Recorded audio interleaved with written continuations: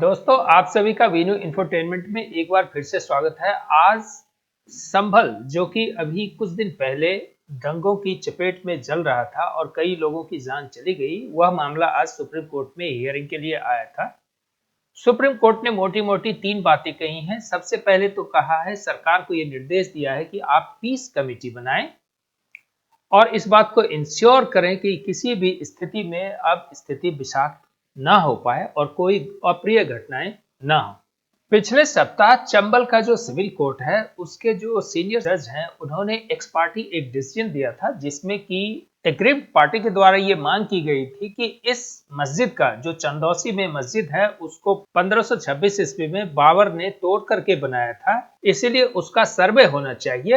X party decision देते हुए इस सर्वे को कोर्ट अपॉइंटेड एडवोकेट कमिश्नर निर्देश में करने का उन्होंने निर्देश दिया था। इस आदेश के खिलाफ लोग सुप्रीम कोर्ट गए हैं। तो आज के कोर्ट के आदेश का मुख्य पहलू क्या है? सबसे पहली बात यह है कि एक पीस कमेटी बनाओ और पीस कमेटी को मेडिएशन में भेजो आर्टिकल 43 के अंदर, जिसमें कि डिस्ट्रिक्ट मजिस्ट्रेट को यह एम्पावर किया गया है कि वह इस तरह के कमेटी का फॉर्मेशन कर लोगों को एक प्लेटफॉर्म पर ला करके मेडिएट करेगा और मुद्दे को सुलझाने का कोशिश करेगा। पॉइंट नंबर 2 ये है कि जो जामा मस्जिद को रिप्रेजेंट करने वाले लोग थे, उनको कहा गया कि इस आदेश के खिलाफ आप हाईकोर्ट जाएं। और पॉइंट नंबर 3 ये कहा गया कि जब तक हाईकोर्ट में ये केस लिस्टिंग नहीं हो जाती, तब तक यह जो आदेश का अभी अनुपालन किया गया है, उस पर कोई अग्रेतर कार्रवाई ना हो। और जो चौथी बात कही गई है वह यह है कि जो कोर्ट अपॉइंटेड एडवोकेट कमिश्नर का जो रिपोर्ट है, उसे अभी पब्लिक ना किया जाए, उसे कोर्ट में ही सबमिट किया जाए। इस तरीके से